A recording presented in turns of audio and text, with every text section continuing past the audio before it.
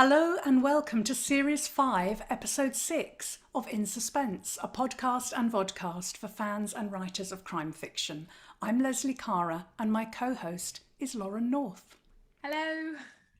Now, in our last episode, I wasn't here and the wonderful Nikki Smith stood in for me, and she and Lauren talked with Kate Mildenhall about her wonderful novel, The Mother Fault. And I think the subject was pushing the genre boundaries. Is that right, Lauren? Yes, it was. It feels weeks ago, but it wasn't that long ago. But so much has happened. But yes, that was the genre, and it was a great episode as well. Really interesting to hear her take on things. Yes, no, I really enjoyed listening to it, and it was quite fun actually listening as as someone who wasn't on it. It was quite good, and Nikki did such a good job. I got a bit worried. I thought, oh gosh, she might, maybe she'd be better than me. But anyway. She was really, really good. You both were. It was wonderful. Okay, so before our normal catch up, I just wanted to mention to our listeners and viewers, because we've got quite a few viewers on YouTube now, our subscribers keep on going up, which is lovely. Just to remind everybody about an amazing online auction that's been organised by literary agent Hayley Steed. It's called Book Aid for Ukraine. Do Google that. Do Google Book Aid for Ukraine auction if you don't already know about it, and it will come up straight away at the top of the list. There's some amazing lots on there to bid for, all sorts of things, bookish related, signed book bundles. There's one of my signed book bundles, my UK and US versions of my 3 novels, but there's also some brilliant gifts. People have pledged to sort of take you out for afternoon tea. There's hotel vouchers. There are one-to-one agent sessions on Zoom, all sorts of things. I mean, do just have a browse through and see what's on offer. There's something for everybody, and it's in such a good cause. So, do make a bid if you can. But for the rest of the show, we are going to focus purely on writing and books so as to distract ourselves from the horror, really, that's unfolding on our screens, and it seems to be getting worse every day. So for the next hour or so, this is books only, books and writing only. So with that in mind, what have you been up to, Lauren? Well, I do have some good news, some exciting news, in that I can finally talk about book 5, the mysterious book 5, which I've been name dropping. I can now say it's called The Ugly Truth. Wow. And it's out in April next year, April 2023, and the announcement's gone out this week. Just to say it, that I am signed with Transworld for it and writing as LC North, just to distinguish it slightly, as it's a slightly different book to my usual psychological thrillers. So that's very exciting for me. That is very exciting. And just to clarify, it's LC North, not Elsie North. No, it's the initials LC North. That's brilliant. So yes, and it's about, can I tell you what it's about? Yeah, please do. So it's about the life and sudden disappearance of media superstar Melanie Lang, whose father says she is being well cared for in a private mental health facility, but Melanie's best friend say that she's been kidnapped. So it's about it's all told through this documentary, and it's sort of, whose side are you on? #save Melanie or #help Peter. So it's I'm very, very excited to be able to announce that now. It sounds really, really exciting. I cannot wait. I hope I'm going to be an early reader. I hope You will, 100%. Yes, the proof's coming soon. So, and it's such a long while to wait. Long while to wait. Next April, did you say? Yeah, it is. But then it just feels like there's so many things that will be happening because the proofs are coming out. So it's just a really long lead time. And I've still also got my next book coming out in September still. So it's all just, there's still lots going on. So I'm sure. Well, they're sick to death of me at Transworld now. I very much doubt that. And what have you been up to, Leslie? What have I been up to? Well, today I've been pulling my hair out, really, what's left of it. I've been trying to do a video for my German publishers. In German? In German, yes. I don't make life easy for myself, do I? I've got very rudimentary...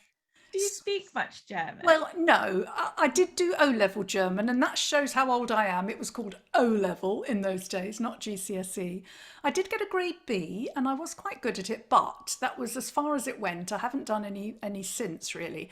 I can read a bit of German and write it, but yeah. Anyway, so I wrote out what I wanted to say, and luckily I was going to say my boyfriend, my son's girlfriend. I haven't got a boyfriend, I've got a husband. My son's girlfriend is German. And so I ran it by her, and she just sort of, made it sort of sound a little bit better and took the sort of Englishisms out of it. And then she sort of recorded herself saying it in German so that I could brush up on my pronunciation. That's so good. So, well, that sounds all well and good, but the thing is, when I did the French one, because I can speak French, I was able to just say it and look at the camera. With this one, I can't. I have to read it because German is, well, it is quite a difficult language. And so I'm kind of trying to read it and look at the camera and hold a book up. And I've done it so many times, and I'm just tearing my hair out. I'm thinking, Oh, it's why? so nice of you to do that, though. Why am I doing this? Well, I felt I should because, my books do really well in Germany. They were, Das Gerücht, Das Gerücht, I'm speaking German already. The Rumour, Das Gerücht, was a Spiegel bestseller in Germany. Wow. So I really feel that I kind of would like to do something to promote it, the Dare, which is called Die Lügen. Which doesn't translate to the Dare, it translates to the lies, I think. So Ooh, exciting. But so I'm gonna have another go at that and end up making a complete fool of myself. Oh, I you expect. won't. It's so sweet of you to do that. And how's the writing been going? The writing's going well. Yes, I'm writing every day, and that's going well. My deadline's at the end of May, so I should do it. Cross fingers. Yes. I'm a slow writer. Yeah, well, if everyone at their own pace, isn't it? Yes. Although, having said that, I still managed to bring out a book a year. So yeah, I wouldn't say you were slow anyway. But I don't really like this concept that there's fast writers and slow writers. No. I just think everyone writes at the pace that's right for them, and that's fine and that's okay. And we shouldn't. I don't like that comparison. I think the trouble is, we do. It's human nature, isn't it, to compare ourselves with others? And I look at other people who write drafts really quickly, and I'm so envious of them because I so wish that I could do that. To pull off a draft in a couple of months, but it takes me a lot longer, and I just have to accept that that's how I work anyway. Exactly, and that's your process. So, any more news from your front? Or no, I've started a new book as well, so I'm writing again, which is lovely. So I'm back doing my I said a couple of episodes ago that I was going to really plan it. I was going to do a massive plan. I haven't at all. I sat down to do it, and then I started to write the first chapter, and then I just started writing. So I haven't. I think it's the same with pace, isn't it? It's like you plan to the level which you need to be able to write the book, and I thought I could plan more, but it turns out I can't. So yes, and we have all these plans and goals and things we're going to do and things we're not going to do, but when it comes down to it, we just have to do what feels right at the time, and every single book is different, isn't it? Exactly, that's very true.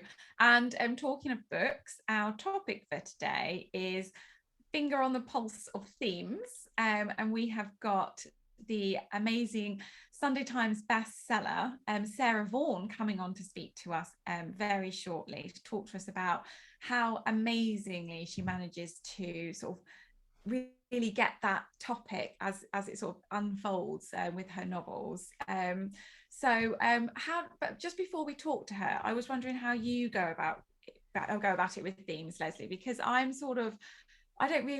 think about my characters and I think about the plot, and then I don't know if I really think about a theme until after my first draft, and then I can sort of see all right, I better do a bit more on that, if that makes sense. Yes. It's interesting, isn't it? I was wondering about this the other day and thinking, well, for me, often theme does come first, or if not first, then I know I'm aware of it quite early on in the drafting process. because I can't remember what book it was I read. I read so many how-to books on how to write because, you forget how to write, don't you? How to structure a book. Even though, I've written 4 now, I still forget how to do it. And I read somewhere a wonderful book about, putting the theme at the heart and having your sort of spidergram, your initial planning with the theme, and then all the different sort of storylines and plot threads have to sort of somehow tie into that theme. And that really worked for me, particularly when I was planning Who Did You Tell? I think the theme for that was obviously addiction. And redemption, I guess. But yeah, I mean, in the rumour, it was the dangers of gossip and rumour, and the dare again, revenge. I think revenge is a big theme in most of my books, although not the one that's coming out in June. That's more loyalty and the ties of family and that sort of thing. So I am aware of it early on. But that doesn't mean I have to know the theme before I start. Often I start with just a sort of scene or a character, and then gradually, as I start to write, the theme becomes apparent. But I mean, our guest today will know all about themes, as she certainly has her finger. It's a funny title, isn't it? Finger on the pulse of themes. I did say to you, didn't I? Shall we change this title? But It doesn't exactly trip off the tongue, does it? But I think people will know what we mean by that, especially when we tell you that Sarah Vaughan is coming on, and we'll welcome her on now. Welcome, Sarah Vaughan, to In Suspense. It's an absolute pleasure to have you on the show. We met at Bay Tales quite recently, and I was very much fangirling you. So it's an absolute delight to have you here to talk about reputation.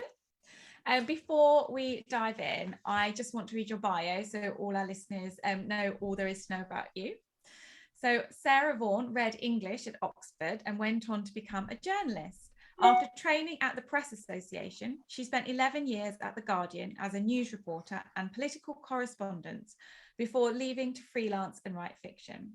Her third novel, Anatomy of a Scandal, was an instant international bestseller, a top 5 Sunday Times bestseller, #1 in the Kindle charts, and was picked by Richard and Judy as one of the 12 best novels of the last 10 years. Translated into 23 languages, it will drop on Netflix on April 15th in a 6-part mini-series created by David E. Kelly and Melissa James Gibson, and starring Sienna Miller, Michelle Dockery and Rupert Friend. Her 4th novel, Little Disasters, was a Waterstones Thriller of the Month and has been published in various countries and is currently being adapted for TV. Her 5th novel, Reputation, was out on March 3rd this year and has also been optioned. Sarah lives with her family and her dog near Cambridge. Wow. What an amazing bio. So Sarah, I loved Reputation. It was so twisted and shocking in equal measure, and I can't wait to talk to you more about it. But before we dive into the questions, could you start by saying in your own words what Reputation is about, please? Reputation is about a female Labour MP who stands trial for murder when a tabloid journalist with whom she's become entangled is found in her home. And it's really about the difficulty women face in navigating their way through public life with themes of harassment, online abuse, revenge porn and political entitlement. And it's also about the difficulty faced by teenage girls through bullying from frenemies on social media. So my MP, Emma Webster, who's 44, has got a 14-year-old daughter called Flora. And in the same way that Emma experiences trolling and some really unpleasant stuff through social media, her daughter does as well. And something happens as a result. That's fantastic. It's a great summary. And I absolutely loved Reputation, Sarah. I really did. And I'm in awe of your ability to come up with ideas that always seem to chime with what's happening right now in society, which is why we asked you on the show to discuss this very topic. I think I've been a bit fluky. But before we get on to that, I wanted to ask you about any specific research you did on being a female MP and what they have to go through, or whether your extensive experience as a political correspondent, and just, being a woman and being aware of what happens to women in the public eye was enough to help you write this novel. Well, I think the starting point for it was a interview with a female Labour MP in March 2019 or May 2019, where she talked about having 9 locks on her front door and a panic alarm by the side of her bed. And at the same time, the Conservative MP Anna Soubry was experiencing a lot of abuse online, and I think there'd been some horrific death threat letters sent to her elderly parent. And Luciana Berger had a lot of anti-Semitic abuse.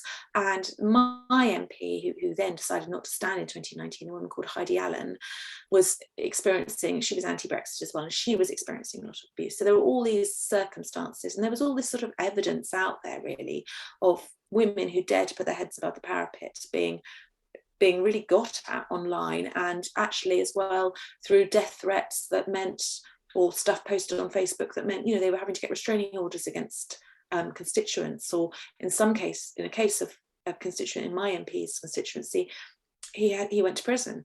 So there was this sort of in the ether, but although I'd worked as a political correspondent for The Guardian for a couple of years, and before that I'd done a maternity leave, and I'd also really started out working in Parliament as well, I didn't feel I had enough just from culling newspaper reports. I always think it's the journalist in me, but the fun bit really for me of writing a book is sometimes doing research and going and interviewing people, still pretending I'm a journalist. So I did interview several female MPs, and actually office members of their staff as well, about the sort of security measures they would take. And I think that people are responding very well to that, the details about the sort of safety measures that my MP Emma Webster has to take when she has a constituency surgery. That was all stuff I couldn't get through the parliamentary authorities, because they didn't want to, I think there's no standardised stuff, or they didn't want to talk to me about security measures, obviously, because they thought that was potentially threatening, but that's all stuff that I culled from talking to people. So yes, I don't think it was sufficient for me.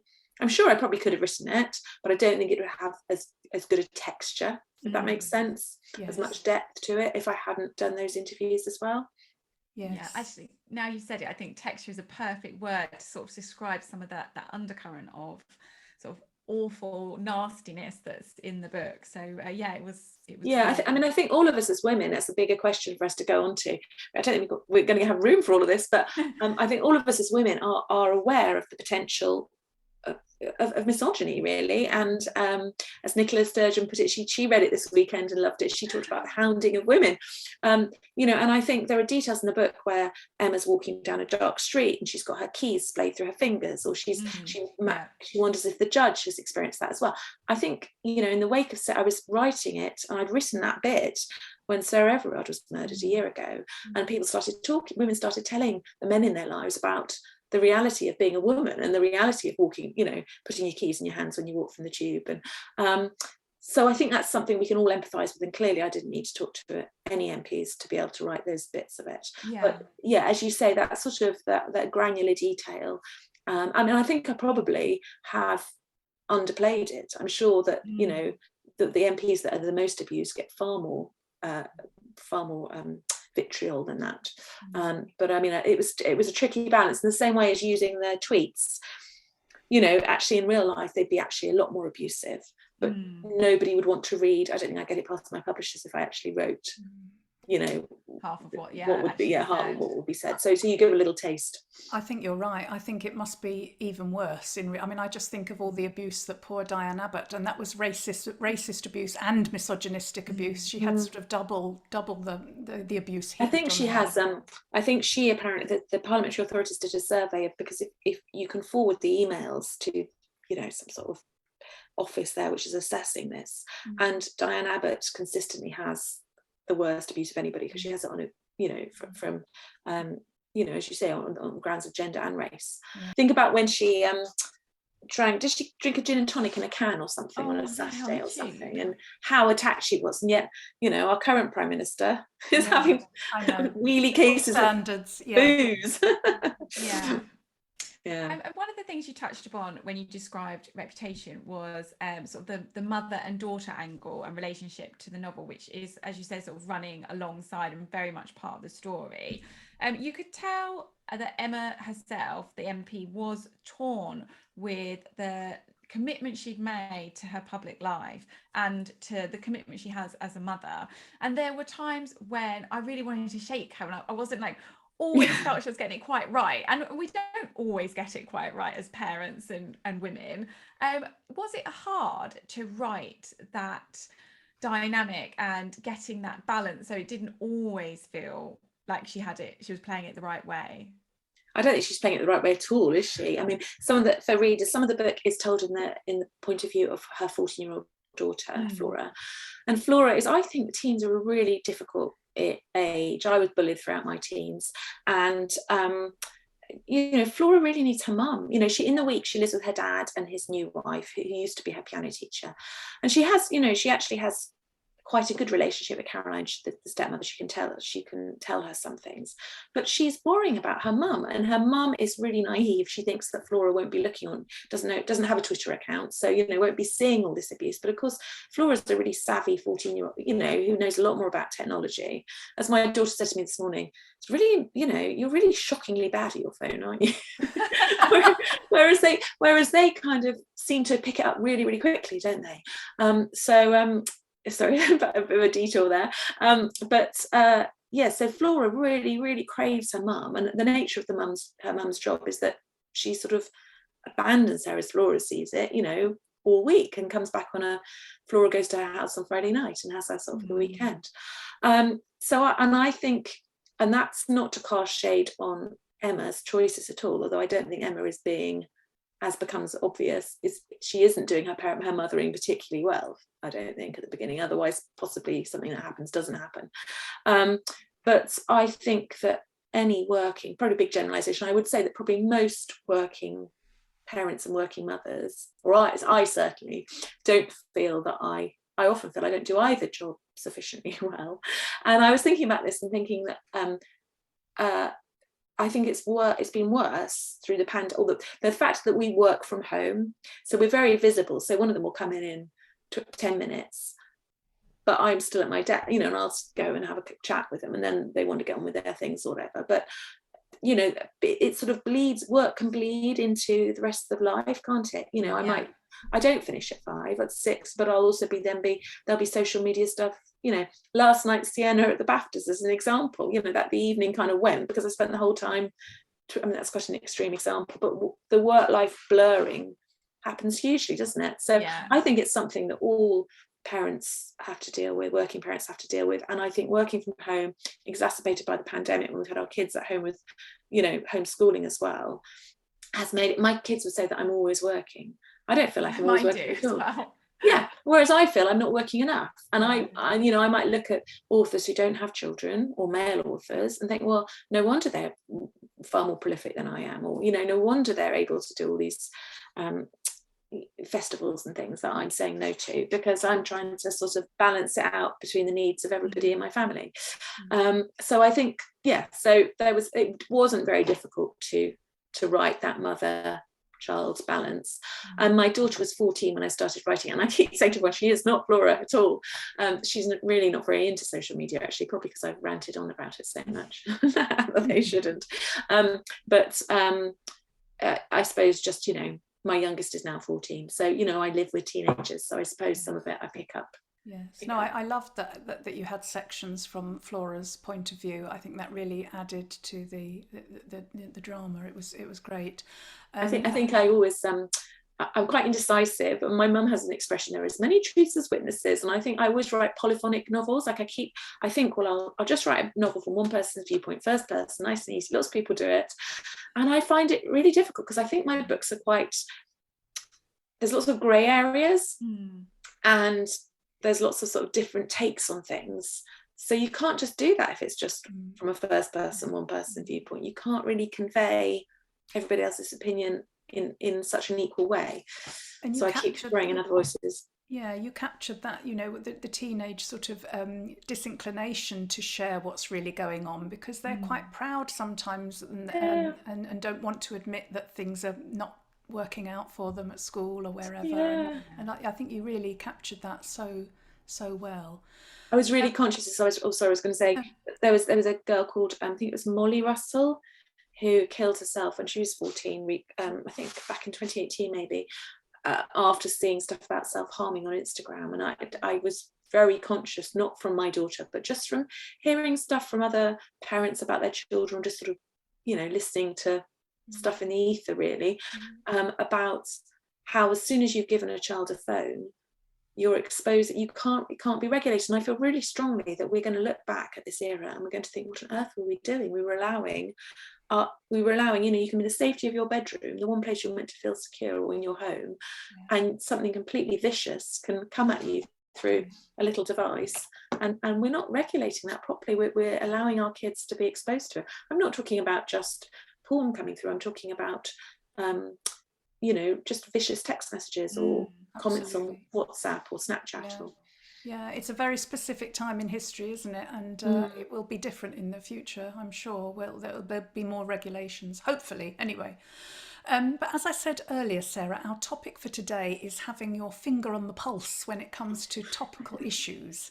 And often as writers, we might be inspired by what's happening right now in society and start to write a novel that touches on some of these things. But then by the time the books come out, that's kind of, you know, the news has moved on and the books might seem outdated, but you've managed to get the timing just right. And you know, because Anatomy of a Scandal, was that 2018, wasn't it, that was published just after the Harvey Weinstein sexual abuse allegations came out, and that whole sort of Me Too movement gained in impetus. And now you've published Reputation, just as the role of women in public life and what we've just been talking about, you know, the horrendous misogyny directed at women and young girls is once again a familiar staple of the news. I mean, not so much now because we've got the horror of Ukraine, but that's just sort of eclipsed everything, obviously. But, you know, so we were wondering really whether choosing a theme to focus on was something where that fits into your writing process, and whether theme always comes first for you and then you decide on the characters and the plot, or how you actually approach No, I think character and plot comes first. So I was puzzling over that question.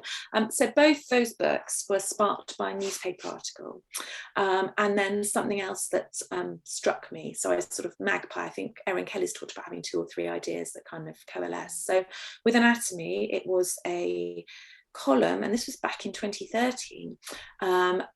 By Alison Pearson about the footballer Ched Evans, I think it might have been 2014 actually, who had been given leave to appeal against his conviction for rape, and he was subsequently acquitted on a retrial. And it was just a quote she had about someone in the local beauticians saying that the girl involved hadn't gone back for a cup of tea when she'd gone back with this footballer. She was paralytically drunk and he picked her up in a pizza parlour. And I just thought, oh God, how, you know, women really, this girl in this beauticians was really judging another young woman, and aren't we, you know, nasty as women? I mean, I think all the last 3 books I've written have actually been about judgment, really. And then I also was very much conscious of that, an interview I've talked about this I had with Boris Johnson, in which he sort of didn't seem to show any remorse for the fact that he hadn't been honest about an affair, or about lying about an affair. So those 2 things coalesced. And then with Reputation, as I say, it was this newspaper feature, you know, about having 9 locks on her front door. And with both of them, I thought, with Anatomy, having read this column about judging women, I was thinking, what must it be like to be a woman who's accuses someone of rape and has to stand trial and you know, has to deal with the prejudices of everybody around there. And very, very quickly that became, okay, so this is a high profile trial. Okay, this is an MP we're talking about. And I've talked about this, is a bit mad. I kind of had this dream where the kernel of the plot came, you know, this dream about an MP raping someone in the lift in the House of Commons where I'd worked. And I knew that lift very well.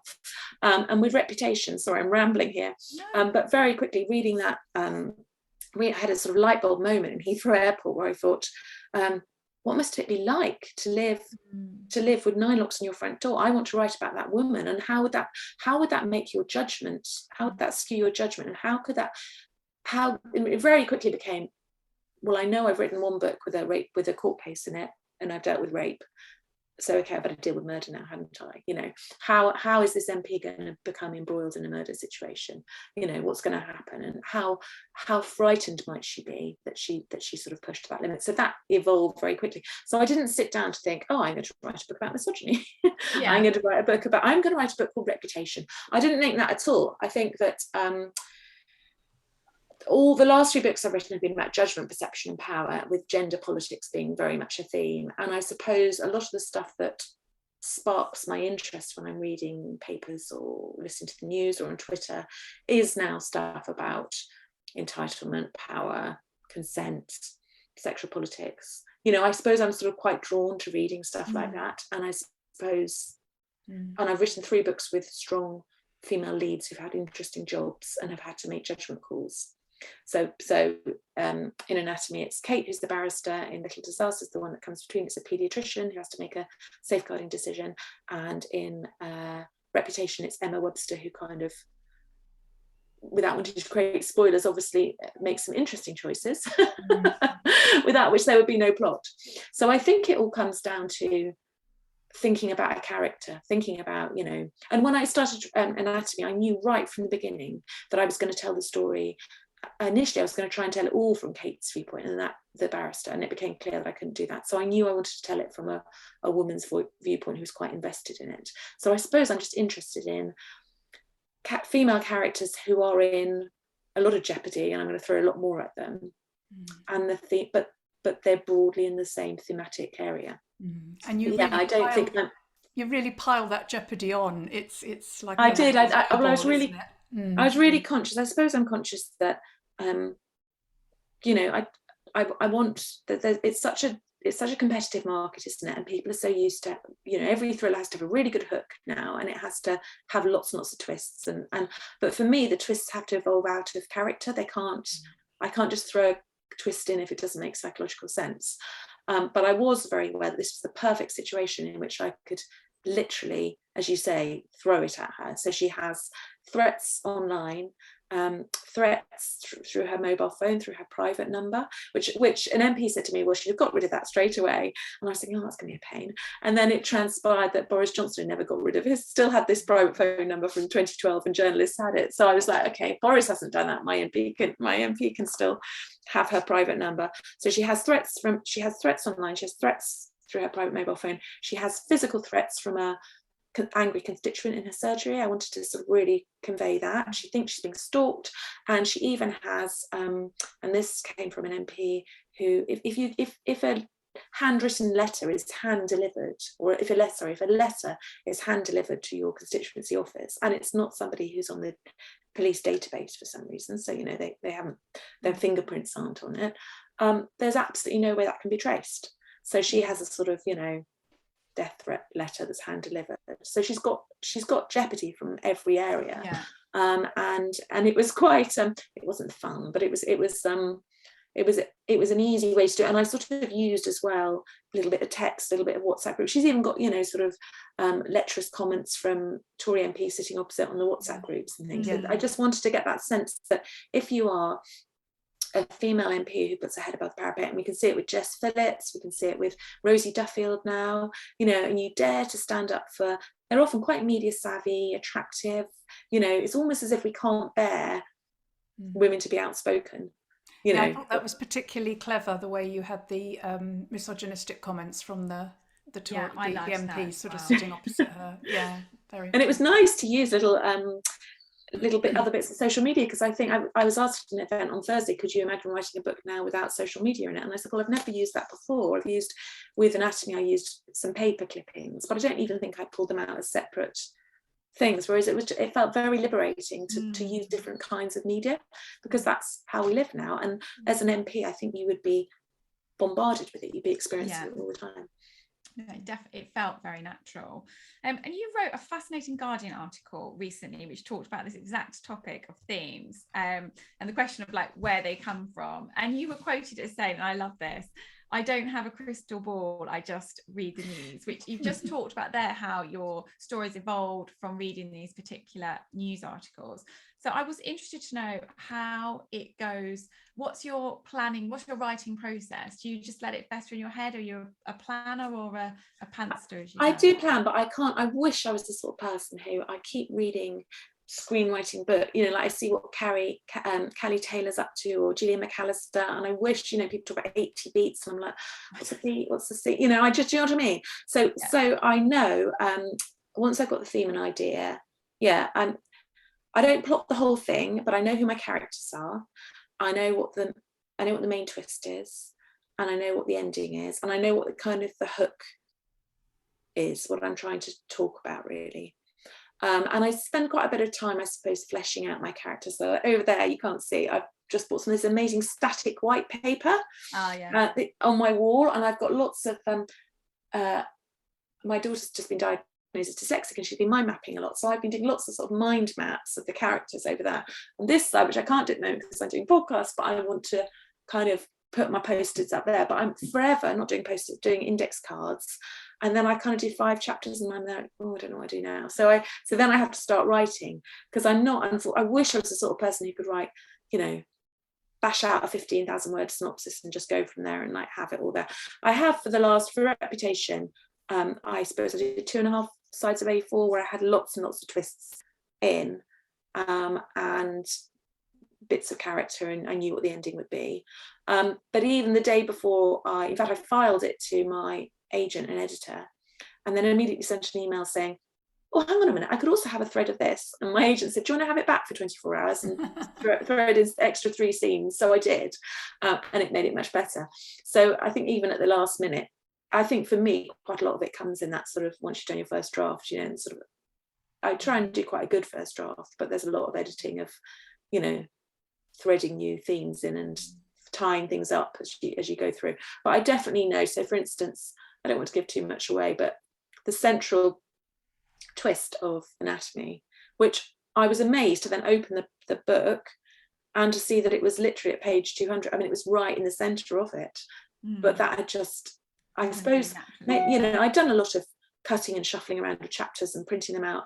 We've talked, haven't we, about the fact I don't seem to be able to do Scrivener because I can't understand the setting I can't up. do Scrivener either. Well, I want to have something really simple that I think I'm going to do that pacemaker thing that just keeps me going, you know.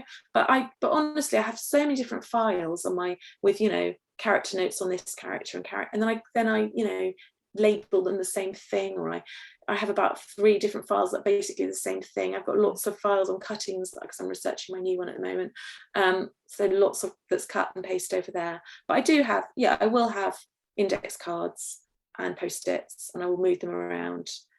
But I think that's just me sort of reassuring myself, really. But sorry, I'm not answering very well. I did make some notes. No, that was a brilliant answer.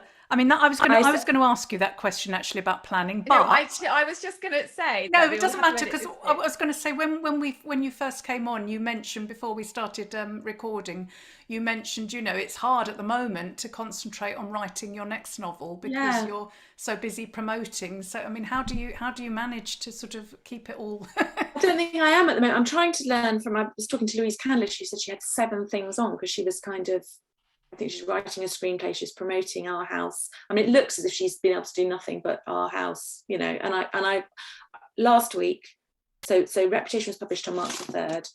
So basically last week was just Reputation and the tail end of that. This week was meant to be all new book. But I think I'm just going to have to sort of slot it out right. I can't have a whole day. I'm going to do in the morning of writing, and then I'm going to, you know, things are stretching into time, you know, just sort of admin as well. I think I need to context switch as well, isn't it? So I think it is going from one thing to another and then back to something. I think especially with writing, where you need that creativity, you almost want a whole day with just the writing, and then a whole day with just admin, and a whole day of podcast. But unfortunately, that's not how our diaries get filled up, is it? So we sort of do have to do this switching. It's just not easy. Before Christmas, I found it a bit. So I re-edited or just did copy edits for Anatomy to make it for the American version, because I wasn't happy with how it was edited.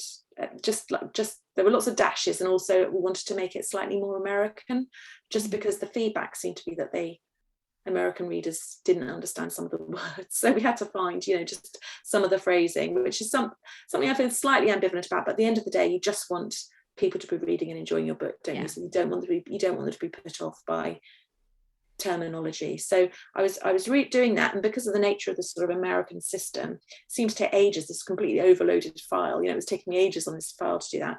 I was writing a book. I was starting to think about press stuff, I think, for Reputation, or I was certainly, maybe I was even doing proof pages, once it had been sent out. Yes, I was finding more errors from the American, because it's being published in July, so they were coming later, the American ones, and the American proofs have to be done completely separate, and the American copy edits obviously have to be done completely separately. We also pitched Little Disasters, my fourth book, successfully to a UK broadcaster. So I went to the scriptwriters in LA. She's British, but she was in LA. So I went to the meetings and things. So that required a lot of time working out what our pitch was going to be, preparing it, practicing it, and then obviously going to these meetings. So I felt like I had 4 books, 4 children that I was sort of herding, and Anatomy was clamoring away, and I was like, just go, but because I had to do these re-copy edits, I was doing that. I was doing the proofs for Reputation. As Lauren was just saying, for creativity and for writing the next book, you do need to be in that quiet zone, don't you? And it's sometimes impossible to do that. I think I might have to, I've never gone on a retreat, but I think I'd quite like to do that. Yes.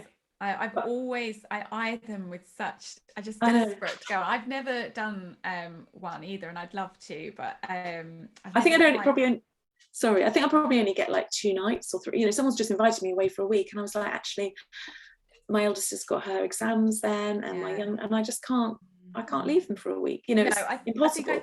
I think we're in a similar situation, Sarah, and I think I just tell myself, in a decade's time, I can go on all the retreats. My whole life's going to be a retreat. I'll come and join you. So your experience and background in journalism, obviously it gives you a great eye for a story. And what advice would you give to the rest of us when we're looking at news articles, how they might correspond to the themes of our books? How do you do it with your eagle eyes? Is there any advice you can give? I think I do it quite instinctively. I read a piece by Claire Douglas, she's a friend, for the Novelry, and she said she reads crime magazines, which had never occurred to me. But I suppose I used to read, if there's a court case that's going on, particularly if it's something quirky, I think that draws me in, or, I'll read that. But I don't think you can, I just don't look at them and think, oh, that's a good theme. That's something very current. I would say that I suppose I feel that I spend too long on Twitter. I read the papers. I listen to the news a lot rather than watching it. So like the kids now say, can we have Greg James on, please, in the morning? So we have Greg James on in the morning, but I'll listen to PM, when I'm cooking dinner or whatever, or play it back now on my phone. Really sad I went for a later dog walk today, and I played back today on my phone so that I knew what was happening in Ukraine. So I suppose, having been a journalist for, started at 22, 23, so sort of a quarter of a century of always listening to the news, I think my ears sort of become a bit more in tune to, that's quite interesting, And I think there's no lack of interesting political stuff that's around at the moment. I mean, if you wrote it, you'd think, crikey, that's a bit far-fetched. That's a plot twist no one would believe. But I haven't really got, I can't think of it beyond it being sort of quite instinctive, quite a gut feeling of just, okay, that's the story. And it's quite panicky when you think, I haven't got anything that's good enough. I haven't got anything that's as strong as Anatomy. I was going to say, I guess you're right about it being instinctive, because we tend to focus on those stories in the news that resonate with us, or what our interests are. Maybe not resonate with us, but something that we're interested in, or that maybe we've been thinking about. And so those ones jump out maybe at us. And so the ones you're looking at, obviously having been a political correspondent, are going to be those sort of, possibly those high profile issues. Yeah, and I suppose Saturday I was reading the Times, and there was a story about a cocky student who had been who'd raped other students, and he'd been on remand for a year, not on remand, he'd been on bail for a year. And in that time, he'd then gone and raped another student and sexually assaulted another one 3 days later. It was only when the third one went to her university halls that then the second one, said, yeah, that's just happened to me as well. So I don't know if I would have read that story if it wasn't that I was, I'd written about, without wanting to create spoilers, I'd written about, well, everyone knows that anatomy is about consent. So, I probably wouldn't have been drawn to reading that article. I suppose it's that sort of thing like on Twitter where you can have a sort of echo chamber. So yeah, so it's like, I suppose I will be drawn to stories about gender politics, but I can't keep writing stories about that. I don't know. I wish I could have. I'm not being very helpful. I wish I could say that. You've been really helpful. That's so interesting. But I'm just basically saying you've just got to trust your gut. But when I was training as a journalist, when I was on my journalism trainee school down in Hastings, the Westminster Press, they always told you that a story is what would you tell your mates in the pub? Oh, yeah. So what's the thing you've heard today that you tell your mates about? My poor husband, when he comes in, I'm sort of bombard him with, everything that's happened in my day. It's almost like my sort of top news line. He's like, oh, can you, just let me get in? But it's what's the thing that interests you? I've just travelled up to Leeds for an event, coming back, crammed train. You couldn't not overhear other people's conversations. And as soon as I jumped off the train and found my publicist, I was like, you'll never guess what this woman was saying. It's that sort of, what is it that you want to tell your friend as soon as you see them that you think is the story? The difficulty is you've got to write 100,000 words around that topic. So it's no good at just being a equivalent of a page lead, which is what I used to write, 600 words. You've got to sustain the interest, and there's got to be enough meat there. And I think it's an issue sometimes writing books and then thinking a few thousand words in, I've had that. Actually, there isn't enough here at the moment. This isn't good enough. Yes. And can you tell us anything about your next book, Sarah? Is it too soon? Can you tell us if it's going to be another political thriller? No, I can't tell you anything yet. Don't worry. All I can say is I'm looking at the news, inspired by the news again. So okay. Yeah. Well, we can't. I feel like I'll be jinxing it, but also it's in no, I can't say any more. No, you don't have to, and it's very hard when something's in the early stages to actually talk about it. So we quite understand. Now, it can't have escaped many people's notice that the screen adaptation of Anatomy of a Scandal is coming out on Netflix on the 15th of April. And as Lauren said earlier in your bio, starring Rupert Friend and Sienna Miller. You must be incredibly excited. And can you tell us how much or how little or how closely you've been involved with that adaptation? Yeah, so I am ridiculously excited, as anybody who follows me on Twitter or Instagram will see. It feels like it's a full-time job at the moment, keeping up to date with all of that, because it's coming out on April the 15th, so that's now just a month away. So I was an executive producer, which sounds very grand, and I was sort of told, basically, or I was given the impression that for some, not from the producers, but that for some writers, it can be like a sort of vanity title, and you can kind of, it's your name on credits and you don't really have to be that involved. And I don't know whether it's me being a bit of control freak or because, it's a book about consent and entitlement, and I felt really, really strongly about both those things.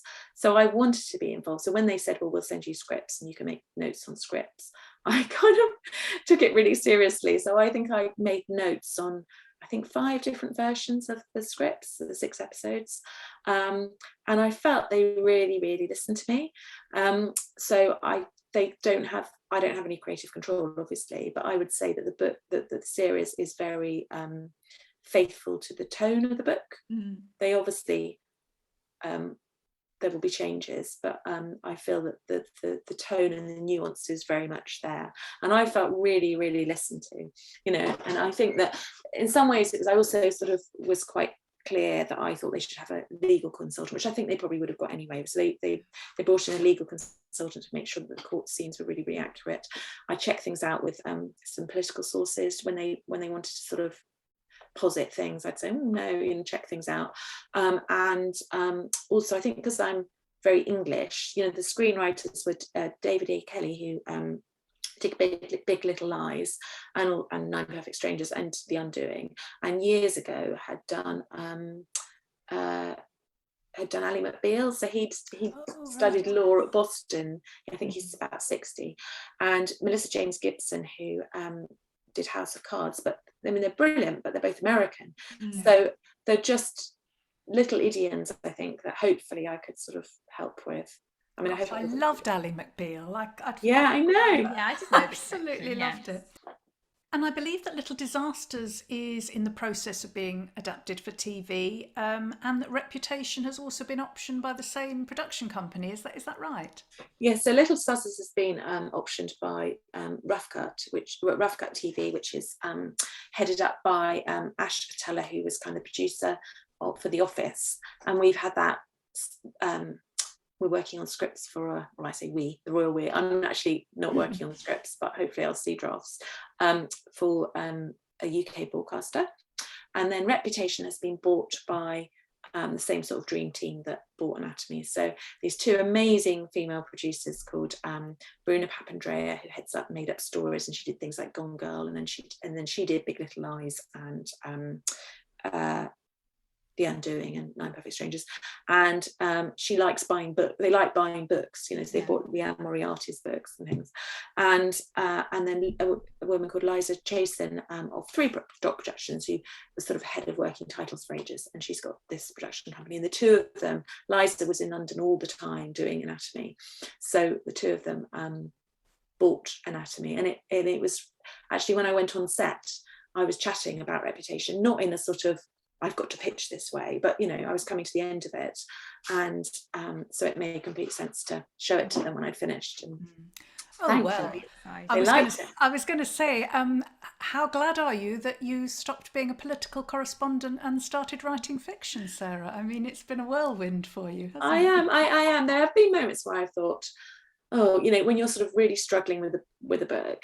And I was so sort of felt so sort of like I had so many things on, I think, last term and the run up to Christmas, that the writing wasn't flowing at all. And you know, obviously there was all the Partygate stuff, and I was like, oh, I mean, you know, I'm not in the right place, am I? But actually this is so much, it allows for a work-life balance far better than, I mean, I couldn't sustain being a political correspondent and having children. But B, yeah, it's really exciting having something that's come from my imagination now being enacted, and not even that, it's not even just the TV stuff, it's also the thought that, you know, people are buying this and being really, really lovely about it. I think it's, I don't know if you're meant to say this, I think it's the best thing I've written, so that's kind of, it's quite good to of course you're allowed to say that. Oh, I know, but it's anyway, I think sadly that's all we've got time. We've gone off piste a bit there. It's really sad, isn't it? Because I'm sure we could talk about stuff all day, couldn't we? We could, yes. Sarah, you're so interesting. Oh, I'm not sure. Thank you so much. Oh, it's lovely. Hopefully it's been fascinating. It really has, and we wish you every success with Reputation. Well, it's good. I was going to say, hopefully it's going to be an exciting few weeks. And so I really hope that when not Little Disasters, I'm looking at the wrong one. I really hope when Anatomy comes out that you know, it looks sumptuous, and I really hope it sort of makes people think as well and talk about it, sort of be quite book clubby.